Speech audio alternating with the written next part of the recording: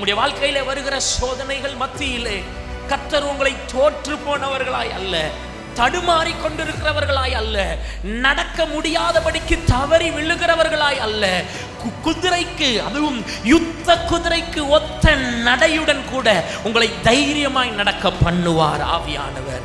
இஸ்ரவேல் ஜனங்கள் சமுத்திரத்தில் பிளந்த போது அங்க நடக்க வேண்டிய அந்த பாதையை வெட்டாந்தரையாய் மாற்றி கொடுத்தார். கஷ்டம் இல்லாம நடந்தாங்க.